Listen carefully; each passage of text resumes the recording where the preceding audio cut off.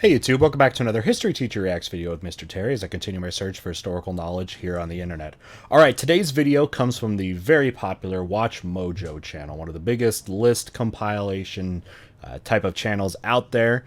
And they do a bunch of history lists as well. Now, this channel does not focus on like history topics per se, but I do think there's value in getting a more just like mainstream approach to historical topics, and you can kind of look at the justification if they're going to try to do a list that they might do versus what maybe a more professional or more history themed focused channel would do with that.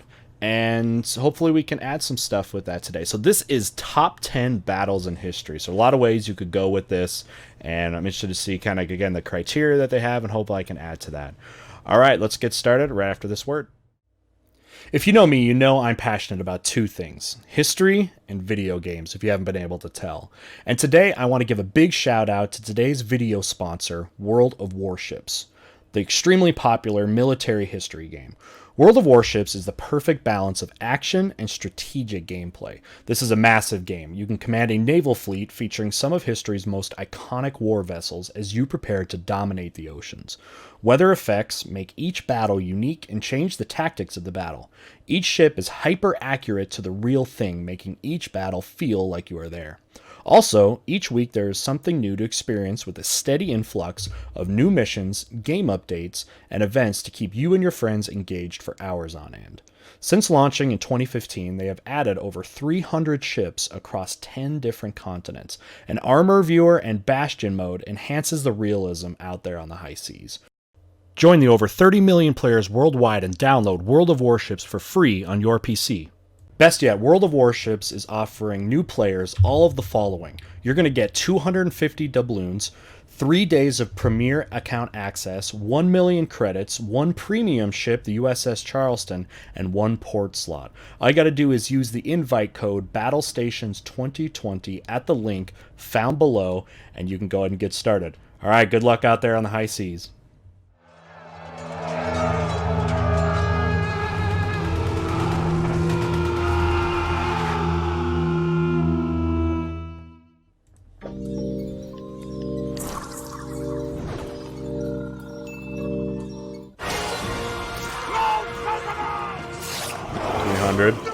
Battle Thermopylae. These are more than just war stories. Greece versus Persia. Gettysburg. American Civil War. Welcome to WatchMojo.com, and today we're counting down our picks for the top 10 battles in history. As if by signal from the French admiral, the whole van, or at least 7 or 8 of the weathermost ships, opened a fire upon the Victory. Was it great when the History Channel had history shows? Such a fire has scarcely before been directed at a ship. For this list, we're reviewing specific battles in history and not overall wars. These battles can be from any place in the world and from any time in history. Okay, leaving it pretty open there. Great. Tads! What is your profession? Number 10. That's not a profession, is it? Battle of Thermopylae. Oh, this is interesting. Battle of Thermopylae. I guess, you know, they didn't really care about necessarily like spoiling it at the beginning when they had the clips there, but important, I guess. Trying to think about importance because the Greeks, you know, specifically the Spartans. This is the 300 Spartan story. They lose. They all die in this. And later on, of course, the Greeks are going to win the war against the Persians. But this has mostly been a story, though, of supposed to be like heroism and valor, that these guys stood up to the Persians while trying to slow them down as the Persians were heading into the major populated areas of Greece there. But they actually end up kind of losing this, and in a way buying time, you know, for the Greeks to be able to regroup and that kind of stuff. And I guess you could see it, you know, from as a success from that point. But let's see what they rationale this with.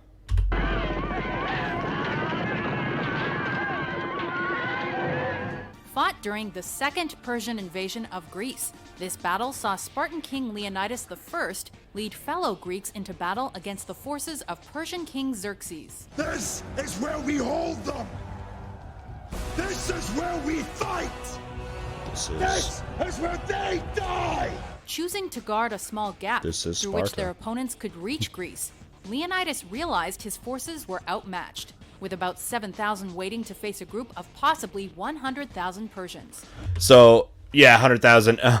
What's interesting about the Persian Wars in general, and Thermopylae was a big part of it, was the numbers that historians use. Now, specifically, the most famous historical record we get from the Persian Wars was from Herodotus, the Greek writer, is known as kind of the father of history for his research-based kind of approach to history and that kind of thing. But anyway, Herodotus inflated numbers big time. The numbers that he would use for like how many soldiers were out there, especially on the enemy side, were usually way too much. I remember a professor in college telling me that you got to divide his numbers by like 10 probably to get a more historic something more historically accurate, because you'll see numbers of like the Greeks fought like 1 million or 2 million Persians, where it's like, no, that didn't happen. Those numbers for the military did not exist for that sort of thing. But nevertheless, there's you're at this battle definitely going to see a huge outnumbering for sure of Persians compared to the Greeks. But that of course gives it its more heroic story. They the small group against this enormous group. Today, no Spartan dies. The Greeks managed to hold off the Persians until a turncoat leaked information to Xerxes. Yeah. He informed the king of a path that led behind Leonidas' Traitor. men, and so Xerxes sent his men down the path to surround the Greeks. In a heroic last stand, Leonidas and his Spartans fought to the death, but ultimately lost this battle.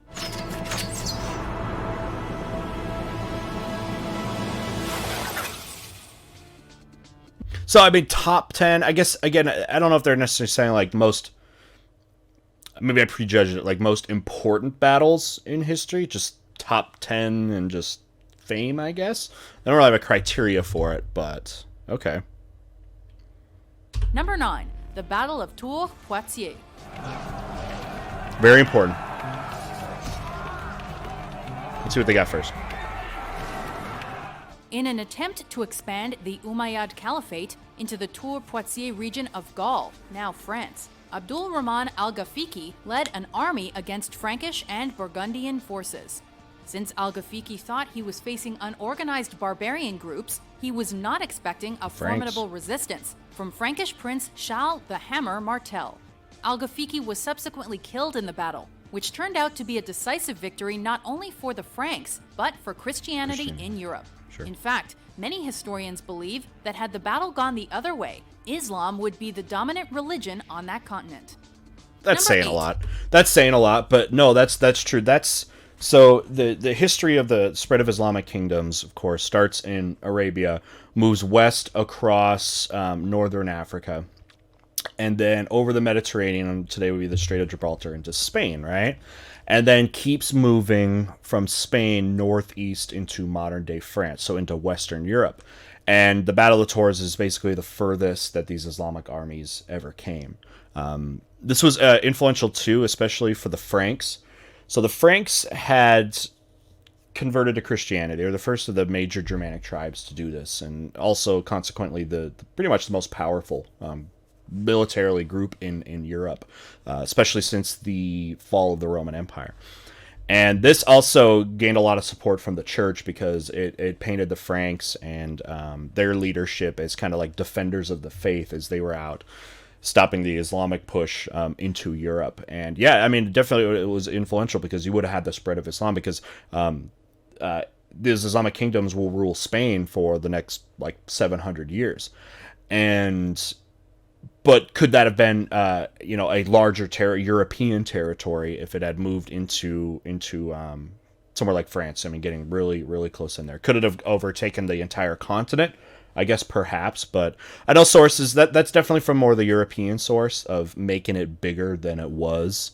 Because I've seen that criticism that it wasn't nearly as big of a deal on the Islamic side, as it was on the European side. But that's usually how history is written by the victors, right? The victors want to propel this as a big event, but nevertheless would have been very impactful. And that's a fair thing to put this on this list. Mm-hmm. All right, Tet Offensive. All right, Vietnam. The Tet Offensive. Nobody knows what the hell is going on, but you can tell it was it's something different, that it wasn't isolated. All these places getting hit at exactly the same time. You just sit there and listen, and it's like listening to a radio program, except that it's, I've seen that program. Reality. Vietnam On in January HD. 30th, 1968, the North Vietnamese and Viet Cong launched the Tet Offensive against the South Vietnamese and U.S. military. This was huge. The day the first attack took place was a significant one, as it was the Vietnamese New Year known as Tet. These highly coordinated... That threw a lot of people off because, you know, a lot of times there's unwritten rules of warfare that you don't fight on holidays, and the Tet Offensive was a massively coordinated attack on South Vietnamese American troops that I think the South Vietnamese and Americans never knew that this kind of thing could have been even possible. They could have had this much of a large-scale organization, and was a big blow to morale and just, I guess, how the war was being perceived. Coordinated attacks saw more than 100 cities and villages attacked by the communist northern forces, surprising the South and their allies. This incident was a turning point in the Vietnam conflict, as it precipitated a shift in U.S. public opinion against the war. The Vietnam War has often been called, especially in America, the first war that had mainstream media behind it, television, right? So, like, you didn't really have that so much in the world wars. Well, not all. I mean, you have, like, radio broadcasts and all that stuff, but not, like, footage that you could get into your home every single night. And they talk about how the Vietnam War is important for military policy in general because being able to have that kind of media going into American living rooms every night is really going to influence people's opinions of the war. And a famous thing, of course, about the Vietnam War in American history was that it was an unpopular war by many people. And not having that public support hurting the American initiative there in the war. And it's kind of sent that, really from that point on, it kind of became a thing where, especially more in American culture, that you can't win a war without public support.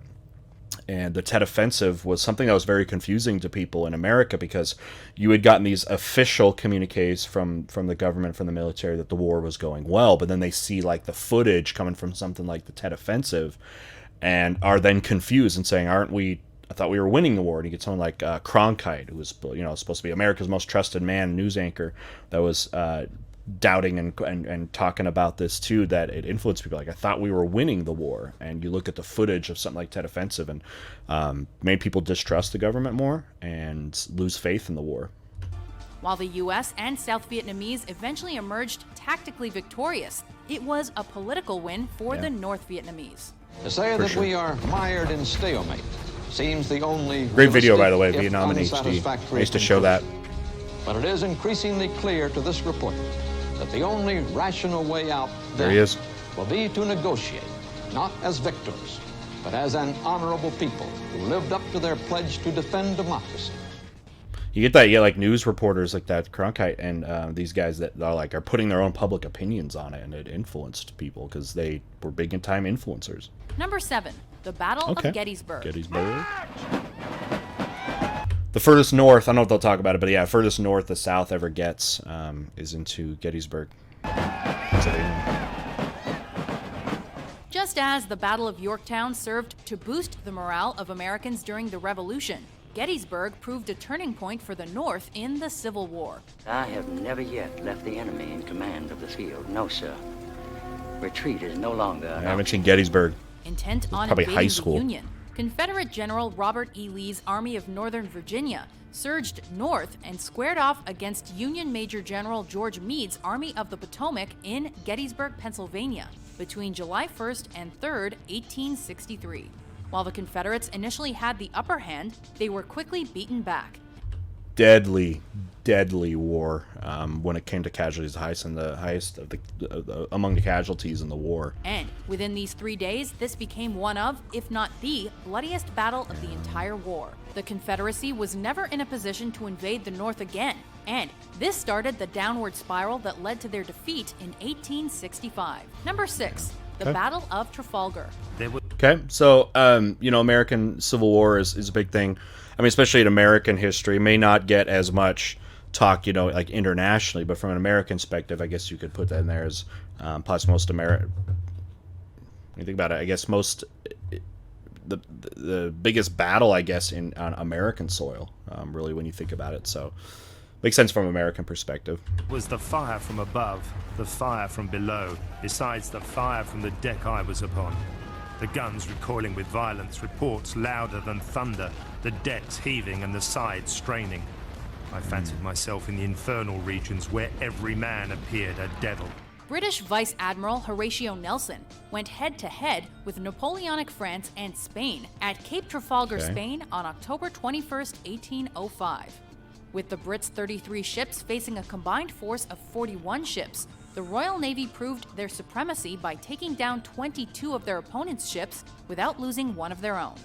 Well, Napoleon was definitely, they talk about more of a, and I guess France in general is more of a land power than anything. And I mean, the British have the most powerful navy in the world, you know, at this time. However, the British did lose roughly 500 seamen, including Lord Nelson, who was killed by a French musketeer. The French and Spanish were left with a total of over 3,000 dead and 8,000 imprisoned, 3,000 of whom tragically drowned during a storm after the battle concluded. This was a decisive British victory during the Napoleonic Wars. Nelson toured the HMS Victory before Trafalgar. Yes, but Nelson never returned from Trafalgar, did he? No, but the battle was won. It was such an important battle they were talking about in the future in Star Trek. Okay. 5. The Battle of Cajamarca. Ooh, okay. So this is the fall of the Inca Empire. Beginning of the fall of the end of the Inca Empire as Francisco Pizarro took over Atahualpa, the emperor there. Glad they put something of ancient American. Well, it's not ancient, but American history. Atahualpa is of the Americas. He is the son of the sun. Yep. He needs no wedded mother.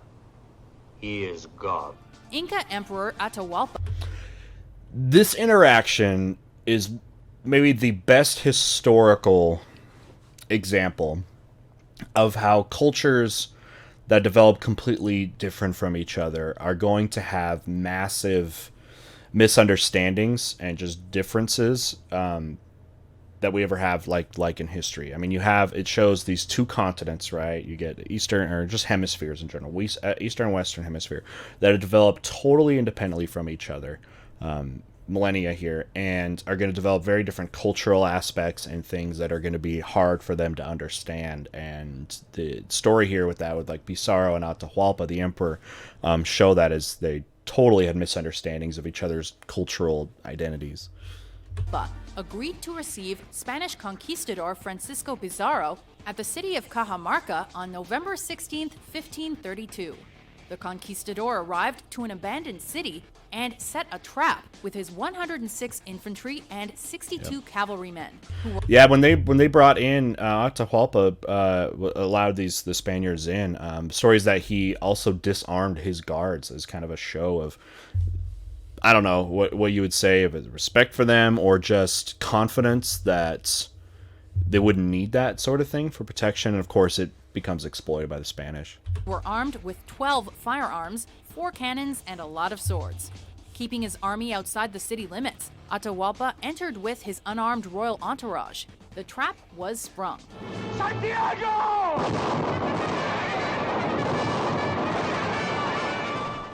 Thousands of Incas were massacred, and Pizarro captured Atahualpa, thus bringing one of the largest empires in history to its knees.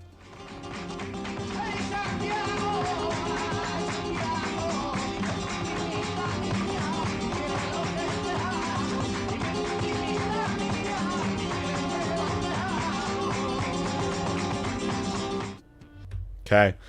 One of the interesting stories of the interactions between the Inca and the Spanish came with one of the first meetups. That's interesting what I tell my class all the time. But that when they met up, Pizarro the Spanish had a priest and met up with Atahualpa, and this one of the, if not the first face-to-face interaction that they had. And one of the things the priest did was try to justify kind of his power and his authority of where they come from, and talks about God, right? They come from God. and the two sides trying to justify that, talk about it, and the famous story is that this priest gives or shows Atahualpa a Bible, and basically saying that these are the words of God. This is where our authority comes from. This is God's words. Now, when I was talking earlier about cultural misunderstandings, this is a big one because the Inca don't have a writing system, and Atahualpa has never seen a book before, and he's given this book, and like saying, "What is this?" Is like, "This is the words of God." And there's conflicting stories about this next part, but one of the stories is that Atahualpa put it up to his ear, and I know this is a conflicting thing if it happened or not, and was like, basically said, "I don't hear these words that you're speaking of," and then unceremoniously threw the Bible on the ground, right?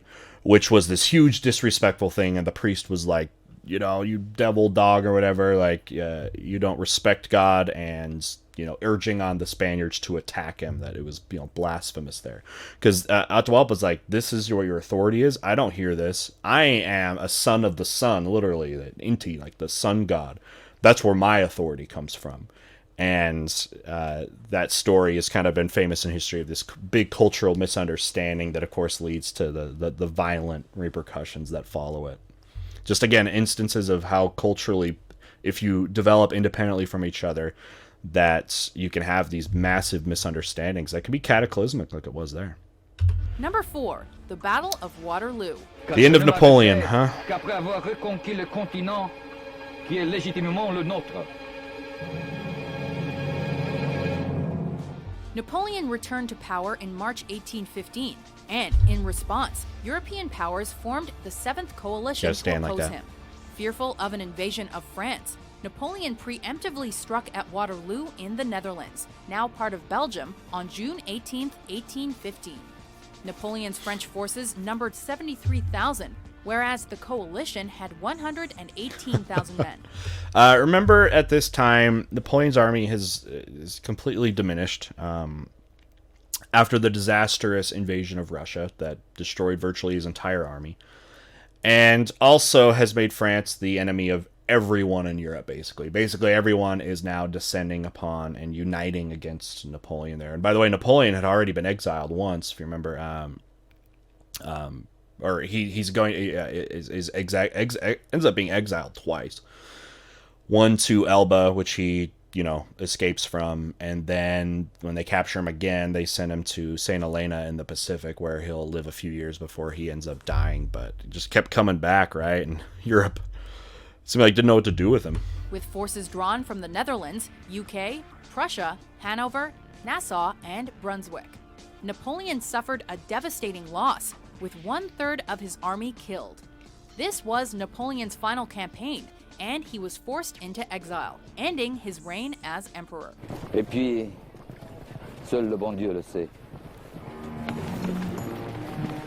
Yep, the end. Number 3, the Battle of Gaugamela. Conquer your fear! And I promise you, you'll conquer death! That's interesting. You could put so many things with Alexander as, if you're going to put Alexander as a top battle in history. And yeah, this would make sense. But there's so many to pick from. There's so many things. Alexander the Great was bent on bringing the Achaemenid Empire, known as the First Persian Empire, under his control. Sure. To achieve this, he personally led his army into combat against Persian King Darius III on October 1st, 331 BC, at Gaugamela, which today would be found near Mosul, Iraq. Alexander led a Greek army of roughly 50,000 into battle against a Persian army likely more than double its size, and emerged victorious due to carefully coordinated tactics. That's where people talk about Alexander, how good he was, because, yeah, sometimes numbers were against him, but of how he was, and his army, how good they were as fighters, with good technology, good planning, and also having to fight in a lot of different ways, of siege warfare, for example, as being one, or open-ended, and fighting in different terrains and stuff like that, that Alexander gets so much credit as a leader that way. Funny story, I guess, about Darius's Well, Alexander, he is continuing the wish of his father, Philip, who had been assassinated after they had taken over Greece, who had plans to take over Persia, the largest power in the world. And Alexander wanted to be the one to actually, like, detain the emperor, right, King Darius. And it doesn't end up happening. What ends up happening is kind of Darius ends up being assassinated by someone close to him in Persia. And that, like, pissed off Alexander so much, because it was like he took away, like, something, this assassin, you know, took away something that was like a dream of his. And famously, Alexander then pursued the assassin all over Persia, all over the place, because he then wanted to at least kill the guy who killed the person that he wanted to kill, and went on, yeah, this, like, Ishmael Ahab, like, white whale kind of pursuit that he had. This single battle brought Babylon and much of Persia under his immediate control, causing the downfall of the Achaemenid Empire. Alexander! If you chase him, you risk losing your army here! And if we capture him, we gain an empire! Number 2, the Battle of Stalingrad. If I was going to predict something they would put, I would, would put this. Battle of Stalingrad, probably the most important battle, maybe the most important battle of modern history, at least of the 20th century, as it was the turning point, the biggest turning point here of World War II against the Nazis, with Hitler's invasion of Stalingrad to go after the namesake city of his enemy Joseph Stalin, but then also get the oil resources and resources that the Germans so desperately needed at this point in the war. And also the highest casualty battle probably in history. 2 million people are going to die in this. With the rifles, shoot! 1 out of 2! Get your rifles! One without follows him! When the one with the rifle gets killed, the one who is following picks up the rifle and shoots! That was the famous thing they said with that they didn't have enough ammunition and resources, the Russians here, the Soviets here in Stalingrad, that it was like, all right, here's like a rifle or something. Oh, and if you don't have a gun or ammo, you just follow someone until they die, and then you pick that up. Think how scary that would be to go in a battle and you're not even armed or sufficiently armed. But Stalin said, that no, every man to the death. Like, everyone is going to fight here, right? Whether we have the resources or not, we got the people, but we're not retreating. Nazi Germany invaded Western Russia and came to a standstill at Stalingrad, now Volgograd. The battle began August 23, 1942, and continued until February 2, 1943. And during that time, the Nazis fought Soviet forces throughout the city and targeted civilians. Yeah. Germany met with early successes, but was ill-equipped for a Russian winter and lacked sufficient rations. The Soviets saw this and pushed the Nazis back, and this became a turning point for the Allies. Yep. Potentially the bloodiest battle in history. Yep. The Soviets 2 million. themselves suffered more than 1 million casualties, according to records. But I see the breakdown going to, although it can be seen as it's seen as a victory for the Soviet Union. They did die more, probably 1.2 million to 800,000 of the Germans, which the Germans are never really going to be able to recover from those types of losses. But they decisively won the encounter. It is an unforgettable day of hope for our motherland, for the people of the Soviet Union, and for all the people. I talk about logistics sometime in my class about that. Like, you have 2 million people that die in a battle that lasted a long time. Like, logistical things of, like, what do you do with, like, 2 million corpses? And what's destroyed out of that? How do you do that? Not talking about even just long term, because you can't replace that generation of people. But, like, logistically, how do you handle that much destruction, literally dead corpses, destroyed buildings? Like, how do you even overcome? Like, what do you even do about that?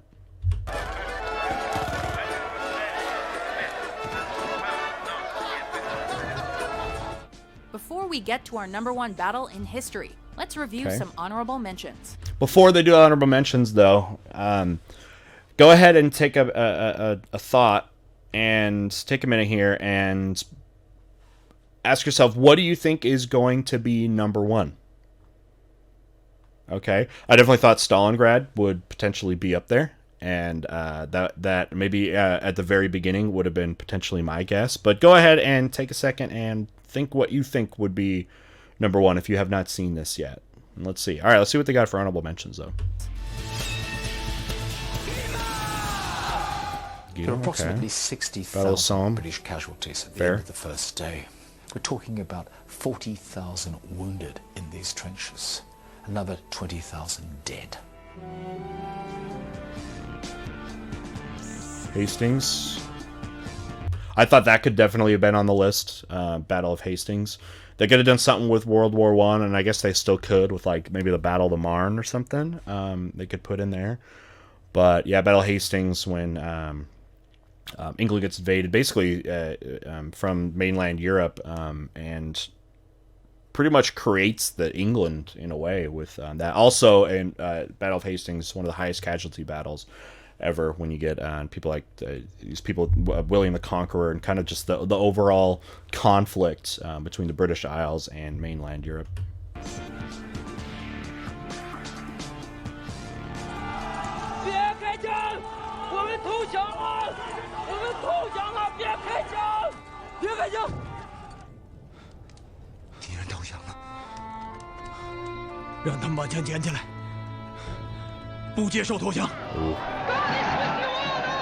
Okay, Joan of Arc.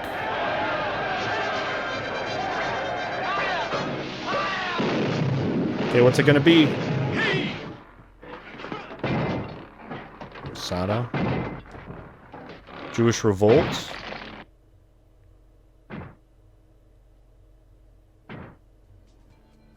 Kind of that era. Number 1, the invasion of Normandy. Of course.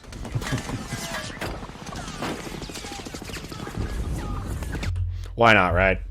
D-Day, invasion of Normandy.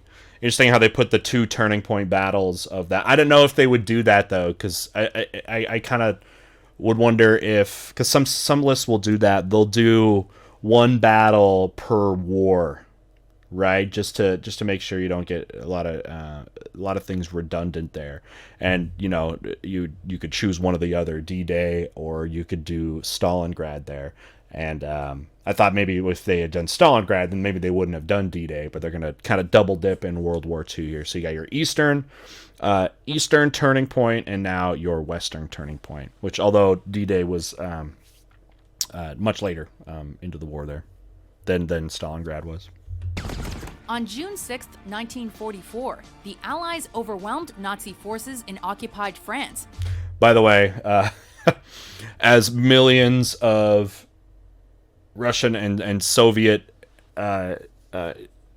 descendants for today are cursing in anger that this would go over Stalingrad, right? By Intensifies. storming the beaches of Normandy by sea and parachuting men behind enemy lines, in an event now referred to as D-Day. The Allies sent between 130 and 156,000 soldiers on this first day to overwhelm the Nazi forces. After that first day of fighting, the invasion lasted until mid-July.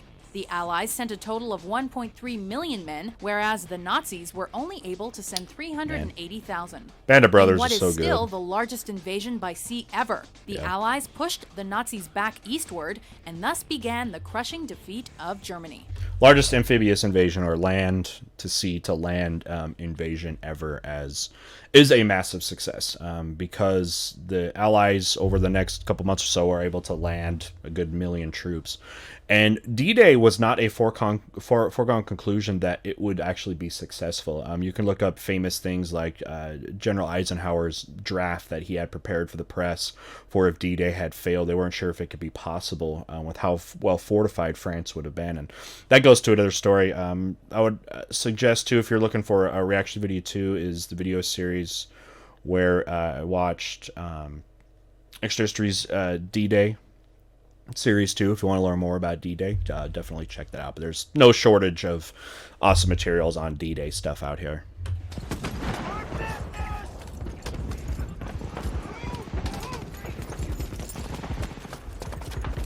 They say Saving Private Ryan is like the film that nailed the D-Day invasion more than any other.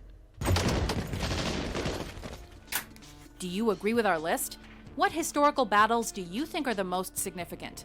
For more excellent top 10s published every day, be sure to subscribe to WatchMojo.com.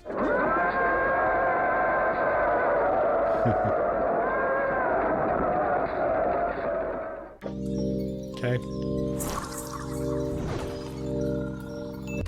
All right, before I forget, make sure that if you like this original video that you go down below and there'll be a link to it, so you can go give it a like and subscribe if you like that. What did you think, though, of their list? Is it a fair list, especially coming from a non-history type of channel? Do you think things were way out of proportion or something like that, or what they kind of chose to do?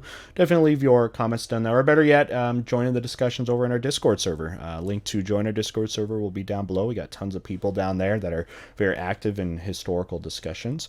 But just overall, I mean, I think for a again, a non-history kind of channel, a lot of those things, I think these battles and stuff you would probably find on any list, regardless of who was making it, whether it was historically themed or historically researched or from historians themselves or not. You know, there's definitely things you can put in, because there's so many subjective things that you could put in, like the Battle of Thermopylae. You know, when you put those sort of things in, it's just because they're famous or heroic stories, or they're just impactful things. Because they definitely did that. They do it like Battle of Tours or something like that, and turning point battles like Stalingrad or D-Day. And it's fair to put that. I don't know if, again, unless you lay out your criteria, like top 10 most influential battles or something like that. But generally speaking, pretty safe picks, I would probably say, for the most part there. But yeah. All right, so yeah, if you haven't subbed to my channel, love to have you around and be part of our community. Join our Discord. Big thank you to people that have been supporting the channel through things like Patreon. I really appreciate your support that way. Patreon channel memberships. I do a lot of live streams and live premieres, and channel members. Getting a channel membership is a fun way to support the channel, as you're going to get things like emotes and badges and stuff like that, but support through that, through donations that I've received recently through Streamlabs or Super Chat donations. Thank you for supporting the channel, and bigger just in general, thank you for supporting history education as it is there. I want to give another thank you and shout out to Wargaming and World of Warships for sponsoring this video, of being a supporter of history education. Definitely encourage you to check out the game. Use the code that's going to be down below, Battle Stations 2020, and give the game a chance, because it's free and is one of the biggest ones out there. Over 30 million people play that game, and if you're into military history, into video games, you know, video games and history are such a big part of kind of my hobbies, and hopefully we have that common interest there. But yeah, if you're into that like I am, definitely go check that out, even just for the fact of shouting out companies out there that are supporting history education. But, you know, I'm sure you'll have fun out there playing it anyways. All right, with that, we'll go ahead and end it here, and we'll see you next time. Bye.